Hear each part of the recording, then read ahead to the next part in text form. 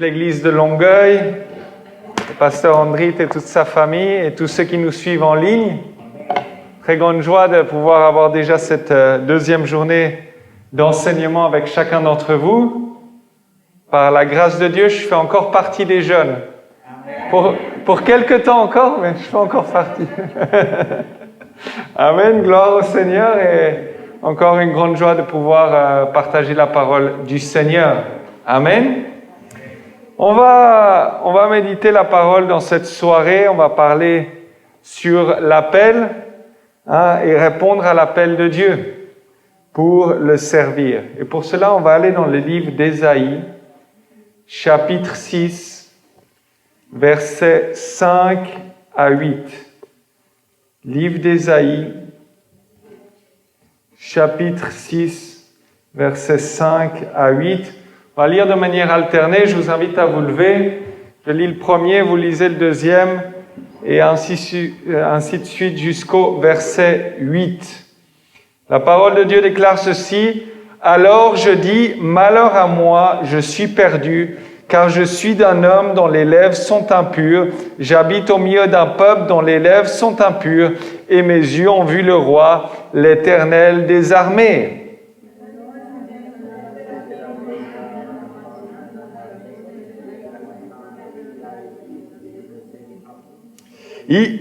Il en toucha ma bouche et dit, « Ceci a touché tes lèvres, ton iniquité est enlevée et ton péché est expié. »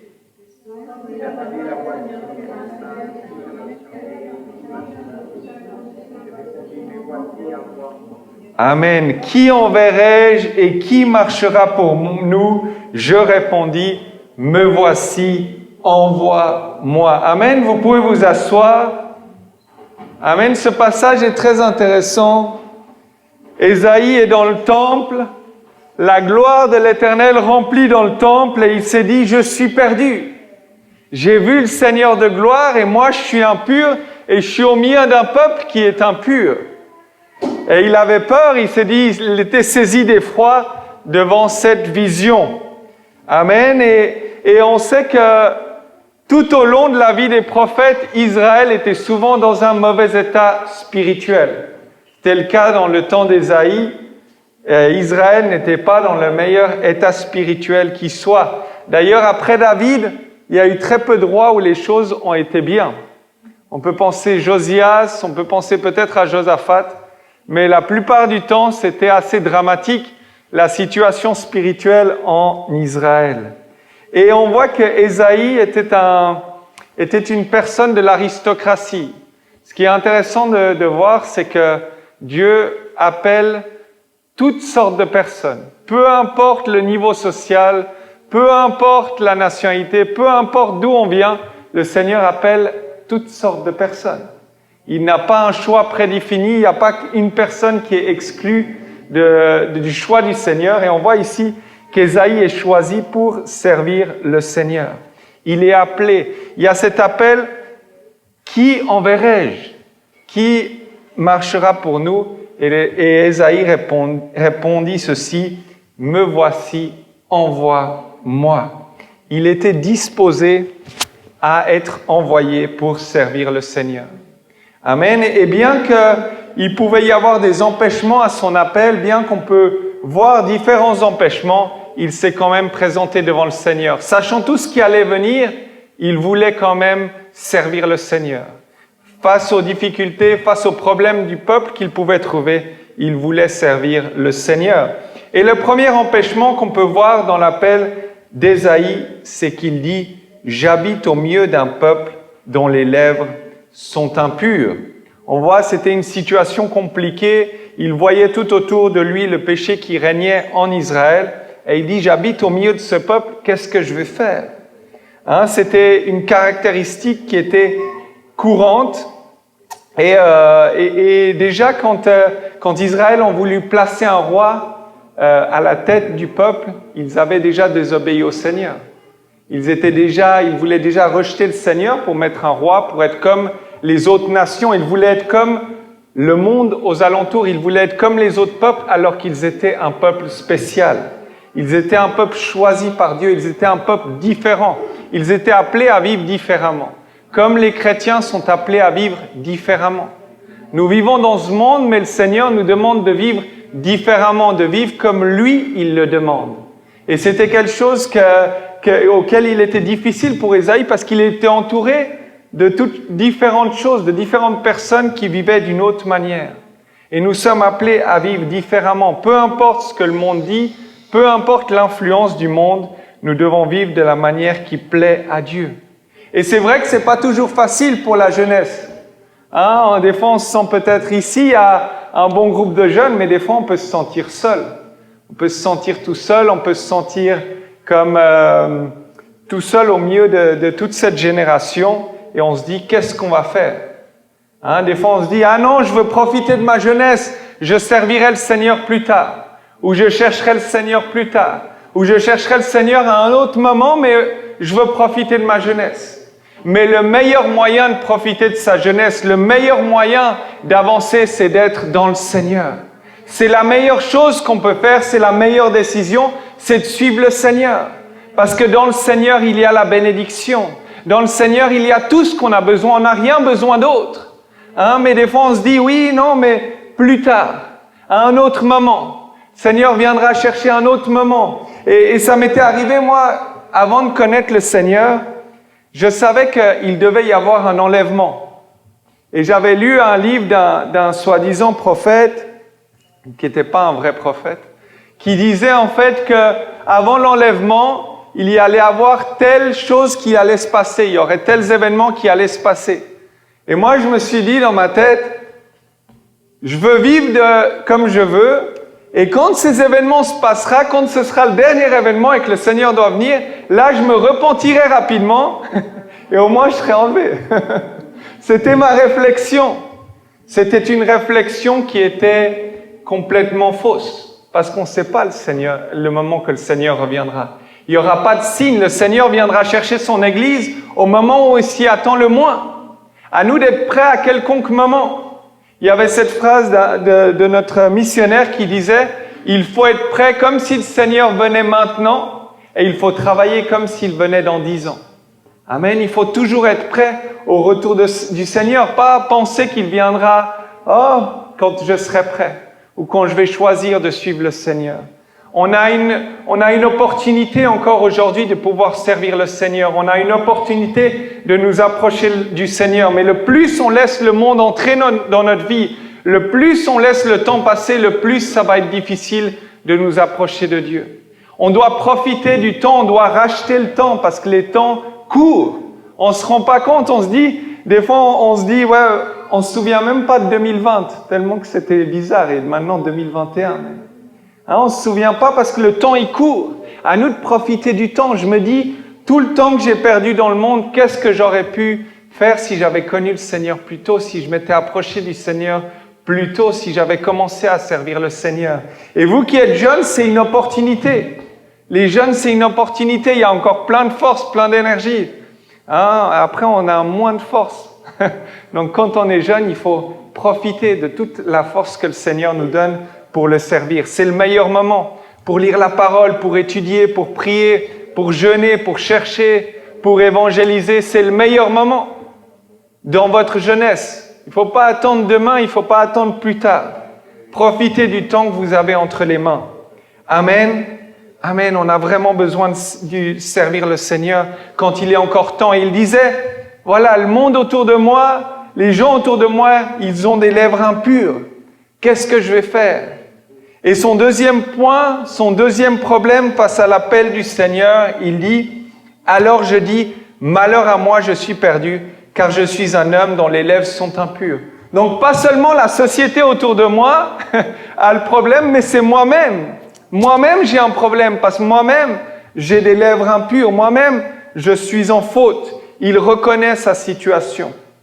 Et le meilleur moyen pour suivre le Seigneur, le meilleur moyen pour arriver à la repentance, le meilleur moyen pour servir le Seigneur, c'est savoir reconnaître notre situation. Savoir reconnaître notre péché, savoir reconnaître notre faute.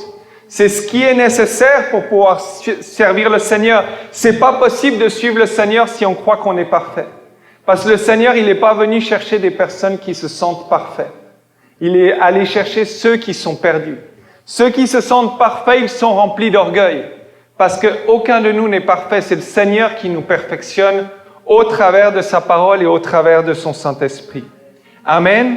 Donc, il reconnaît sa situation. Il faut savoir reconnaître notre situation pour que le Seigneur œuvre dans notre vie, pour qu'on puisse le suivre. Nous devons toujours nous rappeler d'où le Seigneur nous a sortis et nous devons aussi reconnaître notre situation.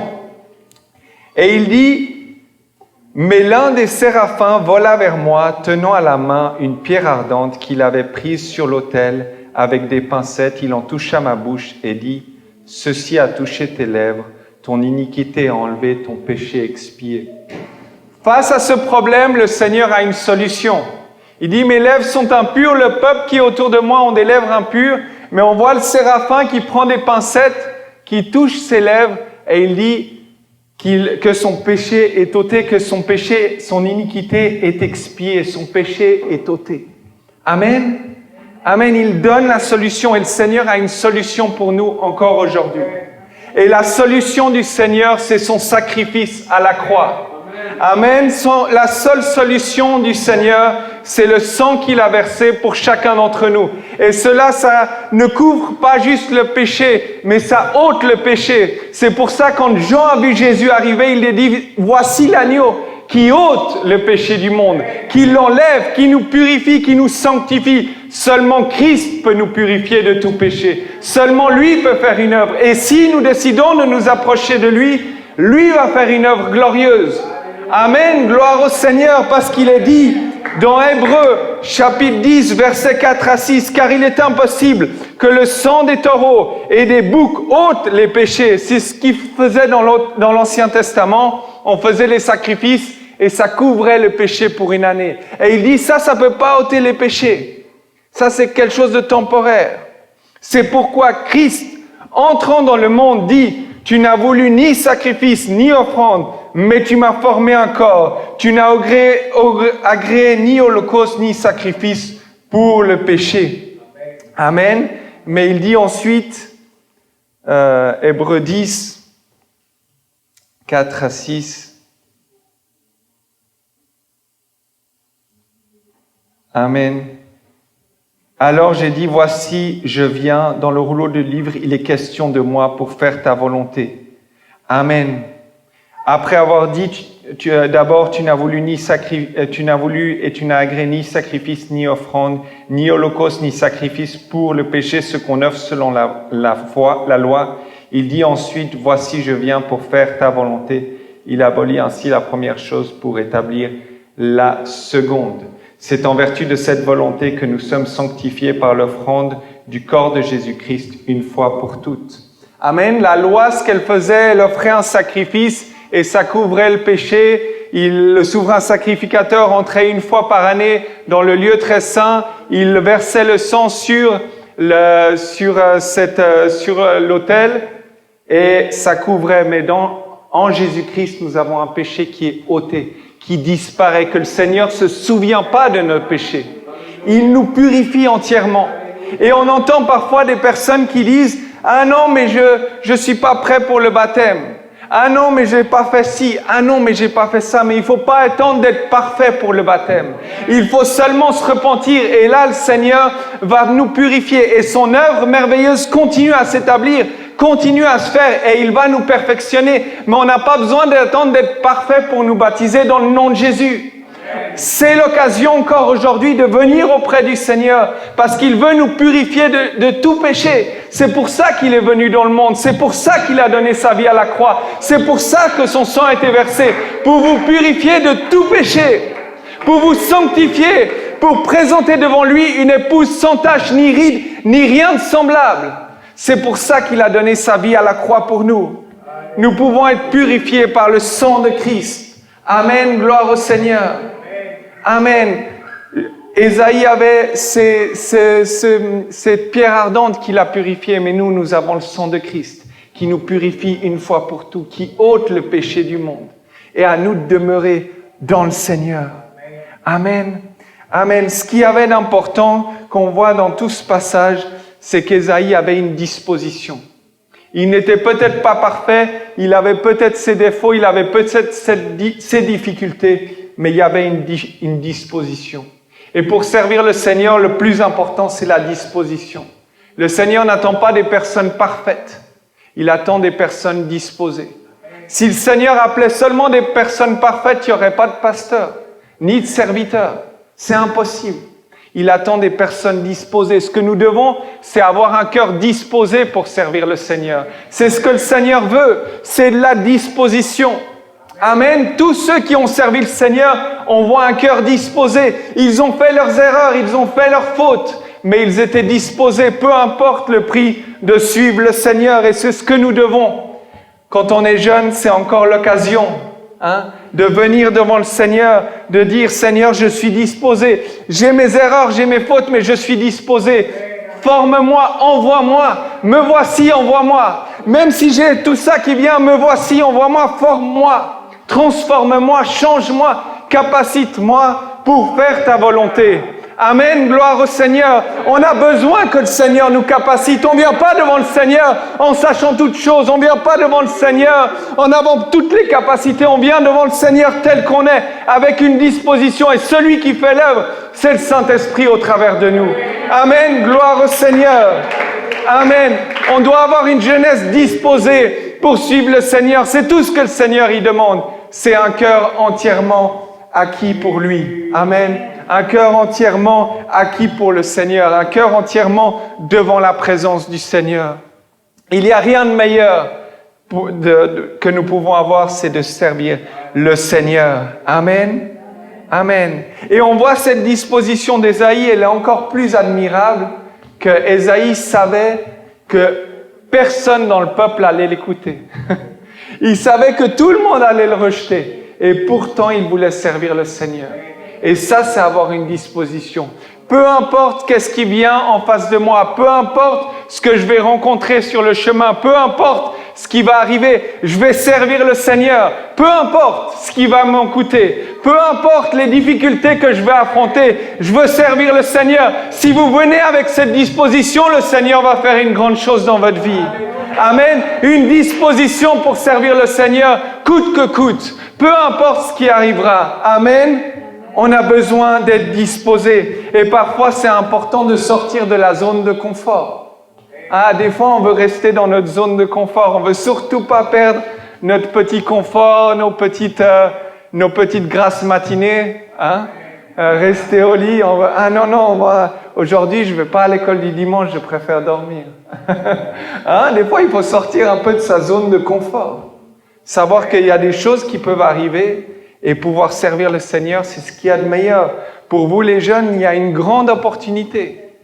Les champs sont déjà blancs. Amen. Il y a peu d'ouvriers dans la moisson. Priez le maître de la moisson qu'il envoie des ouvriers à sa moisson. Il y a besoin d'ouvriers pour tout le Canada. Amen. Gloire au Seigneur. Que de nouvelles églises puissent s'implanter ici et là. Mais pour cela, il y a besoin des ouvriers qui sont prêts à sacrifier leur vie pour le Seigneur, qui sont disposés à aller de l'avant, qui sont disposés à servir le Seigneur. Amen, gloire au Seigneur. Et la disposition est la chose la plus importante. Amen. Et suite à la disposition, ce que le Seigneur fait, c'est qu'il nous capacite. Une fois qu'on est disposé, le Seigneur nous capacite. On va voir le cas de David qui est très intéressant. Amen. On va voir le cas de David. Et dans le cas de David, David va être oint par Samuel comme prochain roi. L'onction devient l'acte par lequel l'Éternel communique son esprit et par conséquence une puissance et une autorité surnaturelle. On va voir ça dans 1 Samuel chapitre 16 verset 13. Samuel prit la corne d'huile et l'oignit au milieu de ses frères. L'esprit de l'Éternel saisit David. À partir de ce jour et dans la suite, Samuel se leva et s'en alla à Rama. Amen. David est oint. Saül était encore roi, mais David est oint parce qu'il allait le remplacer. Il reçoit l'onction de Samuel pour être le futur roi. L'onction communique une autorité. Ça place une autorité sur la vie de David. Amen. Et ensuite, il va affronter ce gigantesque Goliath qui est plus grand que moi même sur cette plateforme. Hein? Il est immense, Goliath. Et il va affronter ce Goliath avec cette onction, avec cette puissance qui est placée sur sa vie, avec cet appel qui est placé sur sa vie. Et il va affronter ce Goliath et on voit ce qui est admirable dans 1 Samuel 17, 45. C'est pas qu'il va avec sa propre force. Il va avec une chose merveilleuse. David dit aux Philistins, « Tu marches contre moi avec l'épée, la lance et le javelot. Et moi, je marche contre toi au nom de l'Éternel des armées, du Dieu de l'armée d'Israël, que tu as insulté. » Amen. Il ne vient pas avec sa force, il allait au nom de l'Éternel. Et nous n'allons pas avec notre force, nous allons au nom de Jésus-Christ. Amen. C'est le nom qui est au-dessus de tout nom. C'est le nom qui brise des jougs. C'est le nom qui libère. C'est ce nom qui guérit. Et c'est dans ce nom que nous pouvons avancer. Amen. Gloire au Seigneur. Et comme David a été oint, nous pouvons aussi avoir l'onction. Et l'onction nous vient du Saint-Esprit. Et cette onction brise le joug. Amen. Nous avons besoin de cette onction du Saint-Esprit. Nous avons besoin d'être oints du Saint-Esprit que le Seigneur a pour nous. Amen. Gloire au Seigneur. C'est cette puissance et cette autorité dont nous avons tous besoin. Amen. David avait été oint et on voit les grandes choses qui se sont passées par la suite. Mais d'abord, il a reçu l'onction de la part de Samuel. Amen. Acte 1:8 nous dit ceci.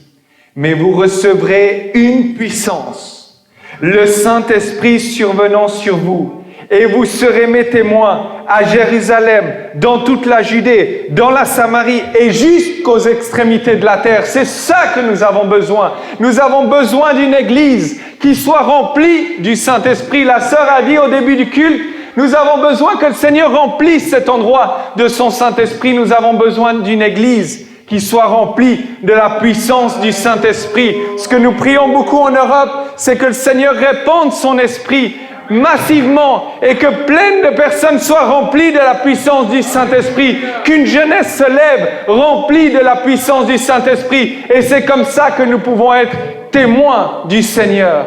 Amen. Amen. Nous avons besoin de cette puissance et cette puissance, elle est pour tous ceux qui croient.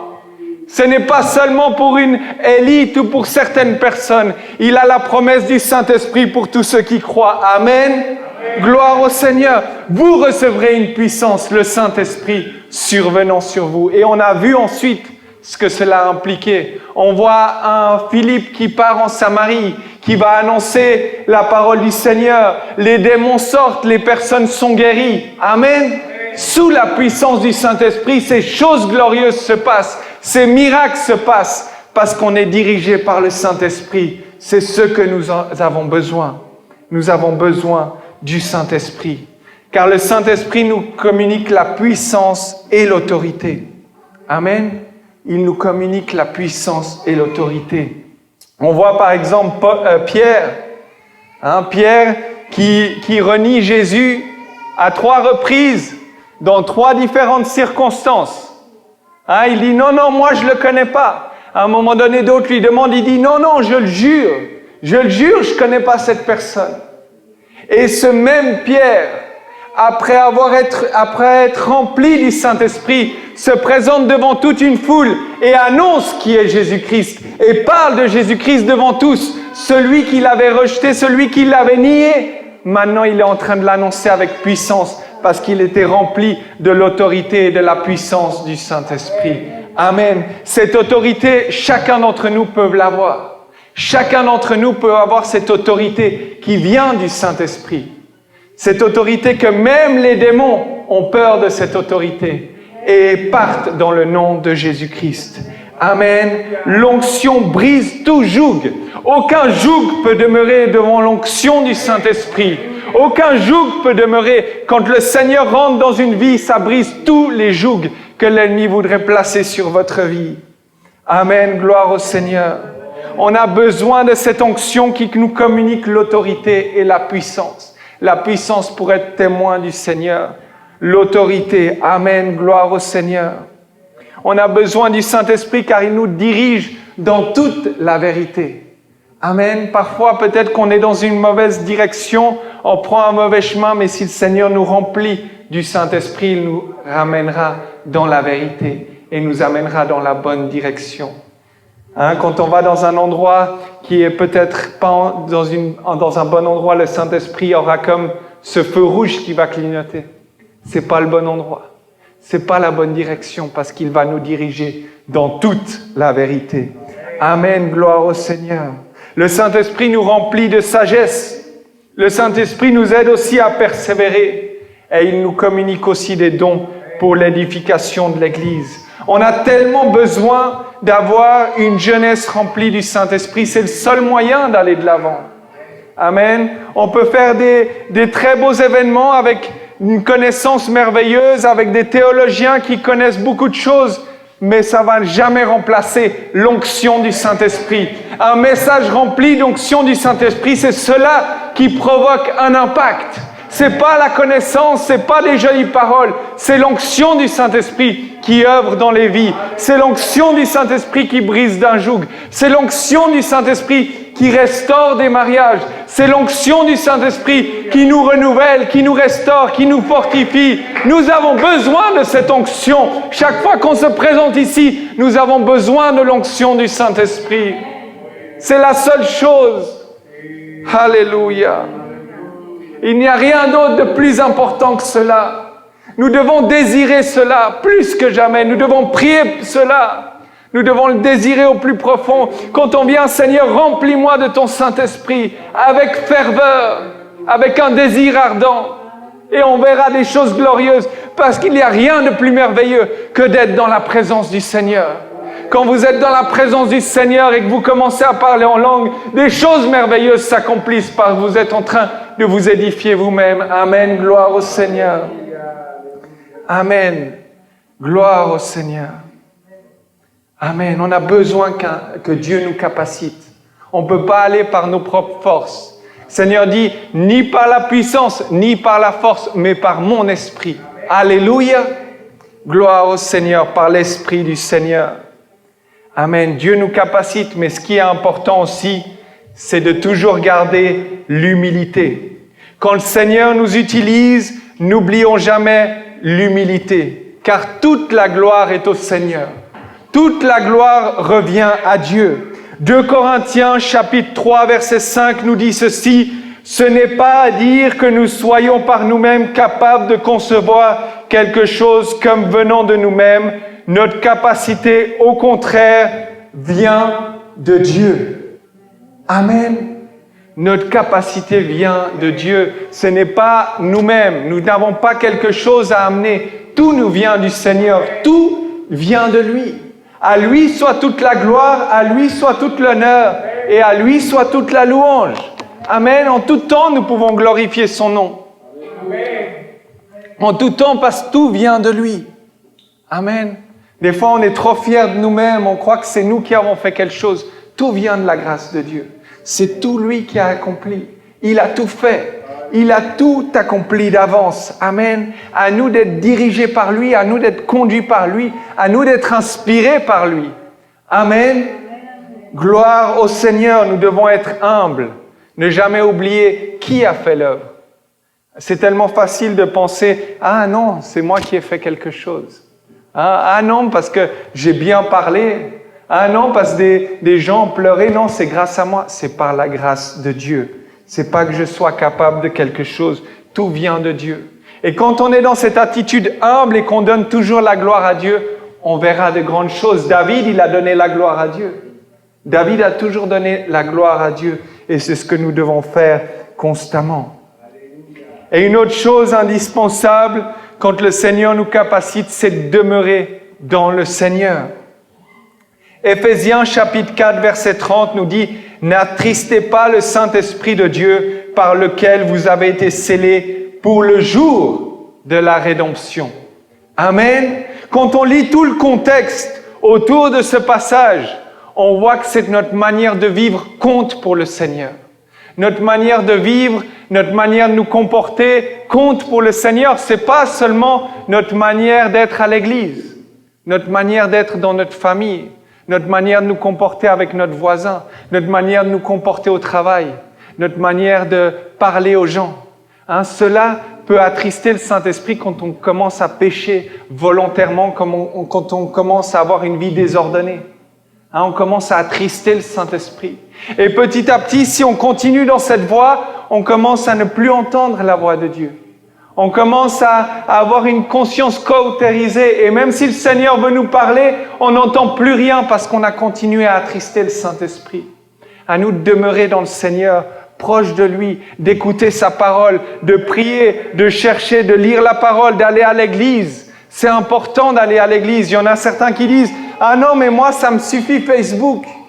Moi, ça me suffit de regarder par Facebook. » Ça ne suffit pas. Ça suffira jamais. La communion fraternelle ne peut pas être remplacée par un écran. La manière où Dieu nous forme, nous transforme et transforme notre caractère, c'est en nous rencontrant les uns les autres, en parlant les uns avec les autres.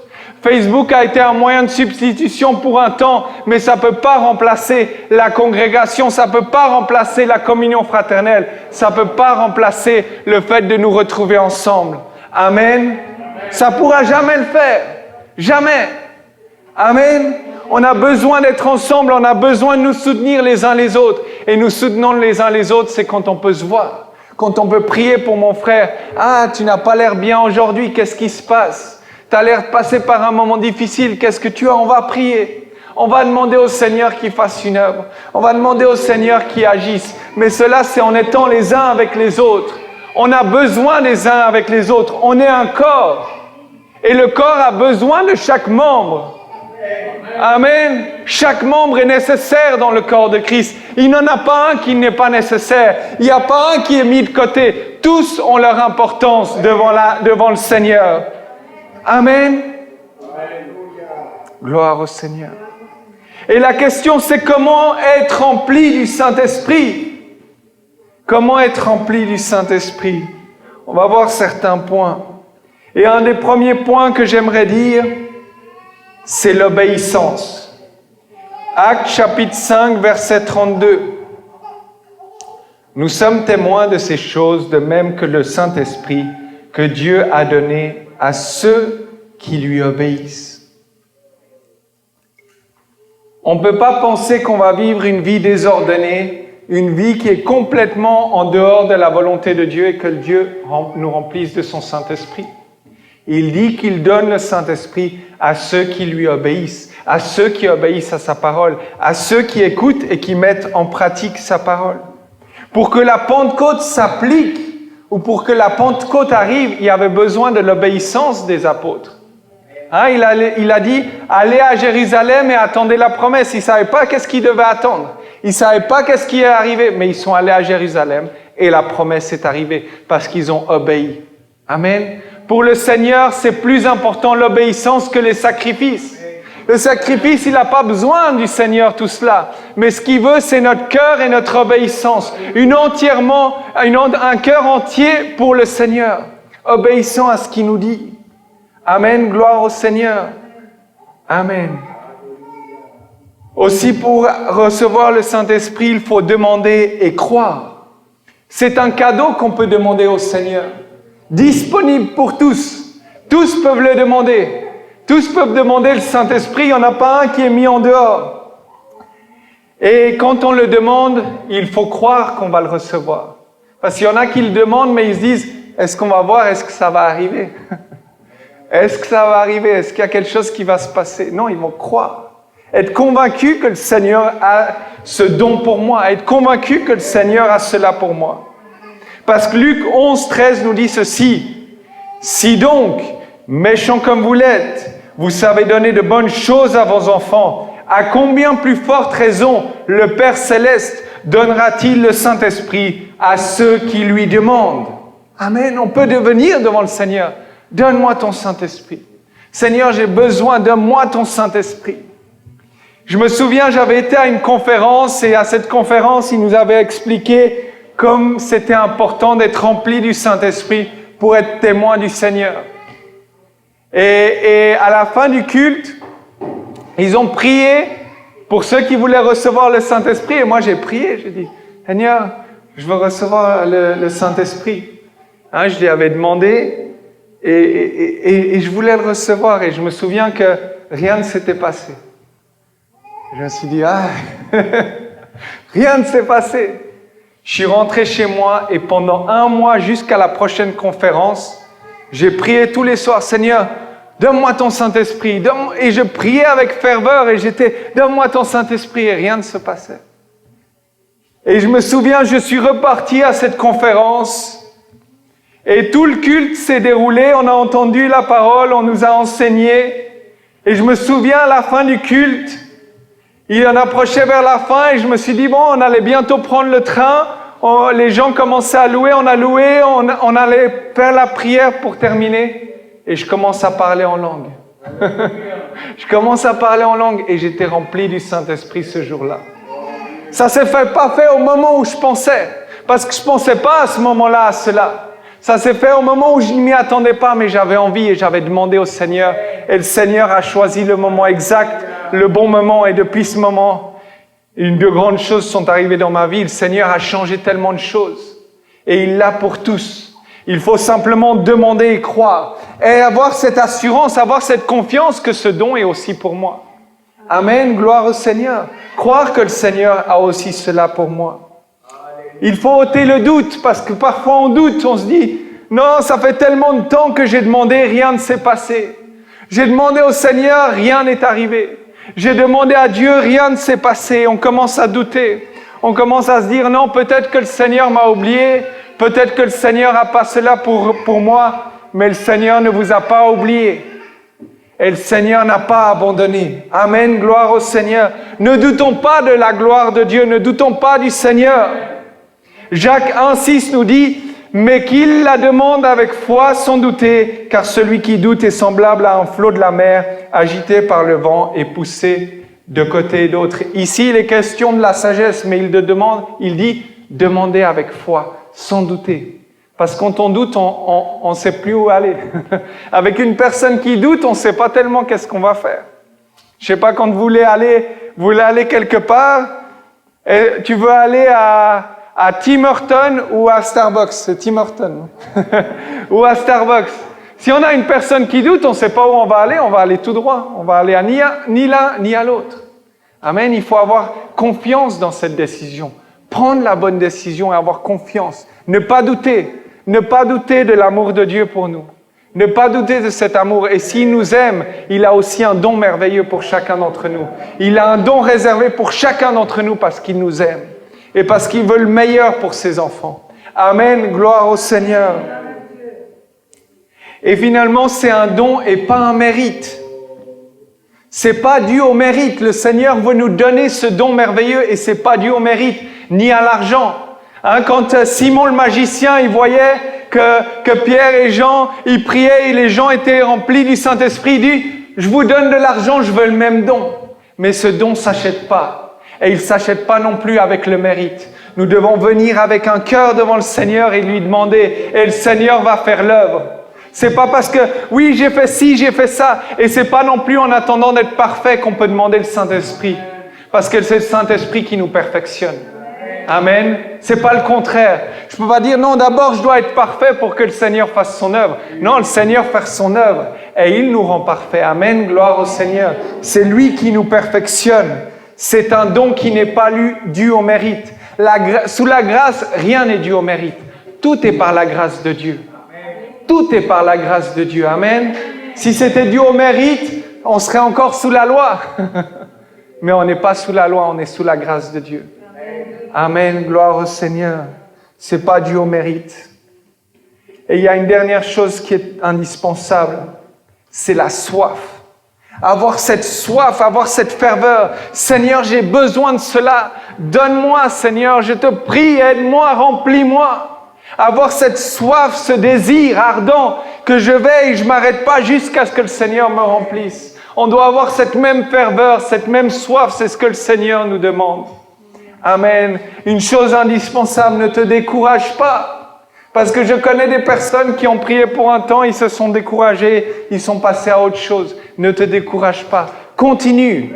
Continue. Et continue encore, persévère, persévère et encore persévère. Parce que tu verras la réponse de Dieu. À celui qui persévère, Dieu fait l'œuvre. Amen, mais il faut continuer. Continuer. Et je continue. Peut-être je ne vois pas le résultat. Peut-être je ne vois rien qui se passe. Mais si je continue, je verrai quelque chose qui va se passer. Amen, gloire au Seigneur.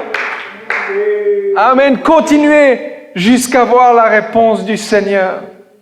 Amen. Alléluia. Dans le Seigneur, nous avons un futur qui est assuré. Pour tous les jeunes, il y a un futur qui est assuré. Jérémie nous dit dans Jérémie 29, 11, « Car je connais les projets que j'ai formés sur vous, dit l'Éternel, projets de paix et non de malheur, afin de vous donner un avenir et de l'espérance. » Amen, gloire au Seigneur. Le plus merveilleux pour nous et le plus important pour votre avenir, c'est de servir le Seigneur. Ayez cette envie et ayez cette disposition. Ayez cette disposition, le Seigneur s'occupe du reste. Celui qui vous capacite, c'est le Seigneur. Celui qui vous appelle, c'est le Seigneur. Celui qui vous donne la direction, c'est le Seigneur. Mais il faut avoir de la disposition. Amen. Un cœur disposé, un cœur qui se donne complètement au Seigneur. Et le Seigneur va faire une œuvre glorieuse et merveilleuse. Mais nous avons besoin de donner nos vies au Seigneur. Nous avons besoin de donner toute notre vie au Seigneur. Seigneur, je me tiens devant toi. Je veux te donner ma vie. Je veux te donner tout, Seigneur. Amen. Il y a ce chanteur Luc Dumont qui dit « Je te donne mon cœur, je te donne tout. » Amen. Gloire au Seigneur. Et c'est ce qu'on doit être. Je te donne ma vie, je te donne tout. Je veux un avenir et une espérance en Christ. Alléluia. C'est le meilleur qu'on peut avoir. Il n'y a pas d'autre solution, il n'y a pas de meilleure option que de suivre le Seigneur. On croit parfois que le monde va nous offrir quelque chose, mais le monde ne nous offre rien. On n'a rien au final. Mais dans le Seigneur, on a un avenir, on a une espérance. Et une vie éternelle qui nous est promise par le Seigneur. Amen. On a une vie éternelle dans le Seigneur, on a des choses merveilleuses. Amen. Et le Seigneur veut nous équiper, il veut équiper toute cette jeunesse ici à Longueuil, il veut équiper toute cette jeunesse au Canada en nous remplissant du Saint-Esprit. Nous avons besoin dans l'Église et dans tout le Canada que le Seigneur réponde son Saint-Esprit, remplisse les vies, remplisse les cœurs de son onction et de son Saint-Esprit. Et je crois qu'encore aujourd'hui, le Seigneur va faire une œuvre merveilleuse. Et je crois encore, dans les jours suivants, le Seigneur va faire une œuvre merveilleuse. Parce que le Seigneur n'a pas abandonné son Église. Le Seigneur est présent. Il est le même hier, aujourd'hui, éternellement. Et il est présent dans ce lieu. Et il est présent dans votre vie. Et il va encore faire une œuvre merveilleuse. Il vous appelle encore. Amen, gloire au Seigneur. Nous devons savoir répondre à l'appel de Dieu. Alléluia. Nous devons répondre à son appel. Il veut nous appeler pour qu'on puisse le suivre. Que chaque jeune puisse dire, me voici, envoie-moi. Amen. Avoir cette disposition pour servir le Seigneur. Me voici, envoie-moi. Peu importe ce qui vient, Seigneur. Je sais peut-être que j'ai pas les capacités, j'ai pas la force, j'ai pas la connaissance nécessaire, mais c'est lui qui donne la connaissance, c'est le Seigneur. Celui qui donne la capacité, c'est le Seigneur. Amen. Ce que nous pouvons seulement donner au Seigneur, c'est notre disposition, c'est notre envie de servir le Seigneur. Amen. Il n'y a rien d'autre qu'on peut donner au Seigneur. Amen. Gloire à Dieu. On a tellement besoin du Seigneur, on a tellement besoin de sa grâce, on a tellement besoin de sa fidélité. Oh, il n'y a rien de meilleur que suivre le Seigneur. Il n'y a rien de meilleur que sa grâce, il n'y a rien de meilleur que sa présence. Oh, alléluia, nous avons besoin de la présence de Dieu. Oh, nous avons besoin, dans toute son Église, de sa présence et de sa puissance, de son Saint-Esprit qui œuvre dans ce lieu encore aujourd'hui. Alléluia, nous avons besoin de la grâce de Dieu, nous avons besoin de lui dans chacune de nos vies. Sans lui, nous ne sommes rien, nous ne pouvons rien, nous n'avons aucune capacité. Nous ne sommes capables de rien, nous avons besoin du Seigneur. Amen, gloire à Dieu. Oh, qu'il est bon de servir le Seigneur. Et pour tous les jeunes servez le Seigneur, il n'y a rien de meilleur. Que vous puissiez venir au-devant du Seigneur. Seigneur, je ne sais pas quoi faire, je ne sais pas comment te servir, je ne sais pas où aller, je ne sais pas par où commencer, mais me voici, Seigneur. Envoie-moi, utilise-moi, capacite-moi, aide-moi, Seigneur, à faire ta volonté. Aide-moi à connaître quelle est ta volonté, car la volonté de Dieu est bonne et parfaite, elle est excellente. Et pour nos vies, la meilleure chose que nous puissions faire, c'est être dans la volonté de Dieu. Il n'y a rien d'autre qui est nécessaire. Le plus important, c'est d'être dans la volonté de Dieu. Et lui fera encore de grandes choses. Alléluia. Je vous invite à vous lever, on va prier. Si encore aujourd'hui, vous avez un besoin, il y a un autel ici, vous pouvez passer devant pour chercher la présence du Seigneur. Il est présent dans ce lieu. Il œuvre et il agit avec puissance. Oh, alléluia. Oh Jésus, élève-toi, Seigneur, glorifie ton nom, Seigneur. Dans chaque vie ici, Seigneur, dans chaque personne, Seigneur, tu connais les besoins qu'il y a dans ton peuple. Tu connais le besoin, Seigneur, qu'il y a dans ton Église. Tu connais le besoin de chaque âme. Tu connais le besoin de chaque cœur. Oh Seigneur, il y a la soif ici, Seigneur. Il y a la soif de te recevoir. Il y a la soif d'être rempli de ta puissance et de ta présence, Seigneur. Œuvre, Seigneur, et remplis encore une vie de ton Saint-Esprit dans cette journée. Remplis, Seigneur Jésus, un cœur rempli, un jeûne rempli, Seigneur, de la puissance de ton Saint-Esprit, Seigneur. Où irions-nous, Seigneur? Nous avons besoin de toi, besoin de ta présence, Seigneur. Capacite, répands ton Saint-Esprit, Seigneur, dans toute ton Église, Seigneur. Œuvre avec puissance et autorité, Seigneur. Oh, il est tellement bon de te louer, tellement bon de t'exalter, Seigneur. Tu es le seul et l'unique, l'alpha et l'oméga, le commencement et la fin, Seigneur. Oh, nous t'adorons, Jésus. Nous t'adorons, Seigneur. Reçois l'adoration de nos cœurs. Reçois l'adoration et la louange, Seigneur, de chacun d'entre nous ici, Seigneur. Oh, nous avons besoin de toi. Alléluia.